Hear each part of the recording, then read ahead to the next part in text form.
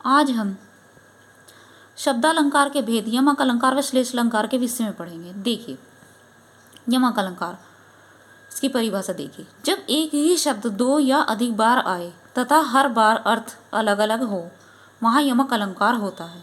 ठीक है, एक शब्द दो बार या उससे अधिक बार आने पर क्या होता है? यमक अलंकार होता है। देखिए उदाहरण देखिए, कनक कनक ते सो गुनी, मादकता अधिकाय, वा खाए बोरात नर या पाए बोराए। एक कनक का अर्थ यहाँ पर सोना और एक का अर्थ है धतूरा। इसकी मादकता अत्यधिक है, इसके अंदर जो नशीलापन है बहुत अधिक है कि एक धतूरे को अगर मनुष्य खा लेता है तो उसको खाने से पागल हो जाता है। जो दूसरे कनक का अर्थ है सोना, सोने को पाकर मनुष्य पागल हो जाता है, क्योंकि अत्यधिक धन होने के बाद भी जब मनुष्य के पास अत्यधिक धन हो जाता है तब वह पागल हो जाता है। दोनों को पाकर मनुष्य कैसा हो जाता है? पागल। तो दोनों का अर्थ कैसा है? अलग अलग है। ठीक है, तो यहाँ पर क्या हुआ? यमक अलंकार। देखिए एक अन्य उदाहरण देखिए, 3 बेर खाती थी, वो 3 बेर खाती थी। एक बेर का अर्थ है यहाँ पर फल और दूसरे का अर्थ है समय। कहने का तात्पर्य है कि एक फल को वह कितनी बार खाती थी? 3 बार। ठीक है, 3 समय में खाती थी, 3 बार खाती थी। ठीक है, एक अन्य उदाहरण और देखिए यमक अलंकार का ही। जेते तुम तारे तेते नभ में ना तारे, कि हे प्रभु जैसे आपने हमें उतार दिया है उस इतने तो आकाश में तारे भी नहीं हैं, जिस तरह से आपने हमें पार लगाया है, पार उतारा है, इतने तो आकाश में तारे भी नहीं है। तो एक का यहाँ पर अर्थ है तारे का पार उतारना, दूसरे का अर्थ है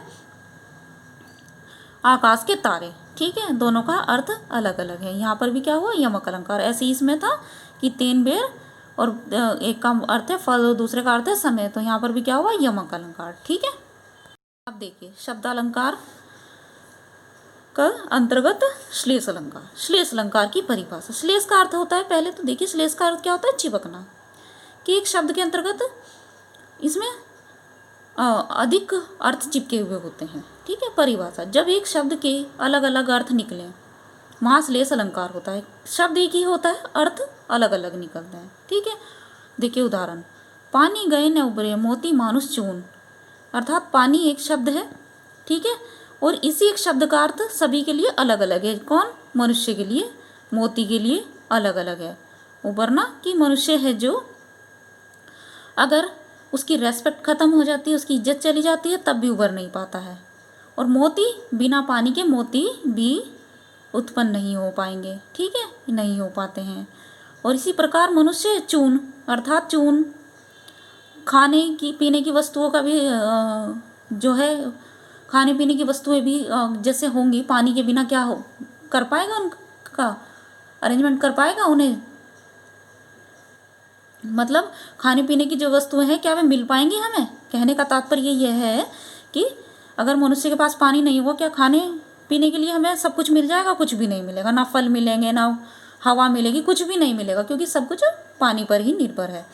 तो यहाँ पर क्या हुआ? एक शब्द के कितने अर्थ हैं? अनेक अर्थ हैं।